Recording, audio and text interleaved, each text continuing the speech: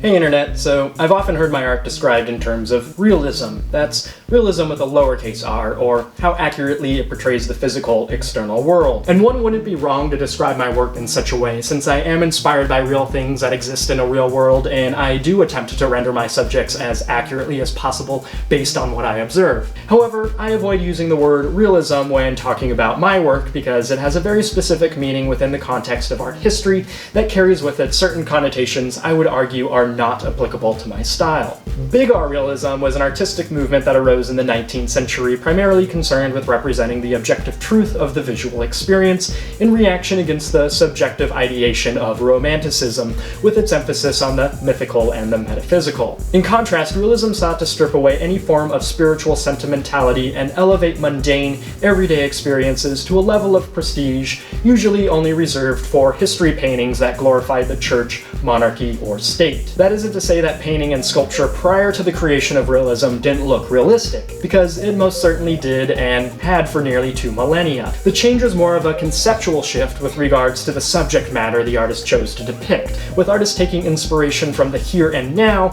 rather than the mysticism of an idealized past, which is why realism is a defining movement that marks the beginning of the paradigm shift that we call modernism in the West. Without doubt, realism has influenced me as an artist, but to speak frankly, I neither have the time nor the patience to want to paint like them. My intent is not to objectively paint what I see, but rather my objective is to paint and enjoy doing it. I do not concern myself with chasing after grand narratives like objective truth in a postmodern world, so much as I am concerned with sharing my subjective view and experience of reality, one where the world is saturated in color and buzzing with light and energy. And in that sense, I feel I have much more in common with the mysticism of the Romantics than I do the logic and reason of the Realists, despite the existence of electromagnetism and my choice of mundane subject matter. Besides, if I were interested in exploring the objective truth of reality, I would have gone into science. As Rene Magritte would say, this is not a cactus. This is a painting, a two-dimensional presentation that occupies its own reality as an object imbued with meaning through the flattening of space and time by me,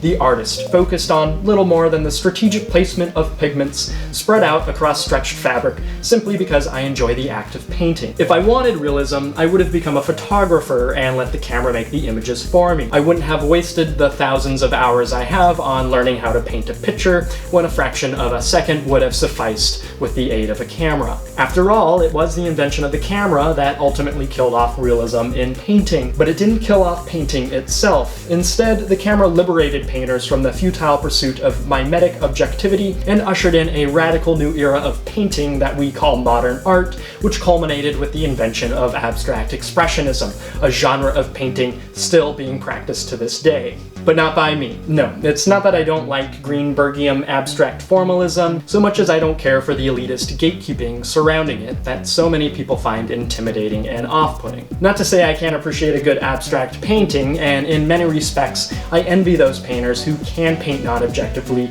and do it well. But personally, I find paint to be too expensive to be throwing around haphazardly, and it doesn't help that all of my abstract paintings sucked. Abstract formalism is just not the visual language I choose to communicate with, though I suppose the message I wish to share is an abstract one that I can't yet communicate with words because I don't have the language to describe it. Otherwise, I probably would have become a poet or something. And I think that is where the strength of painting lies. It resonates with a primal part of our humanity that connects us to our evolutionary roots through the simple observation that we exist and have the ability to effect change on the world. It is a choice to acknowledge our eventual mortality and satiate a desire to pass on information with the hope that future generations will carry it forward and leave their own mark on the world through their attempts to make it better. And I think that's pretty cool.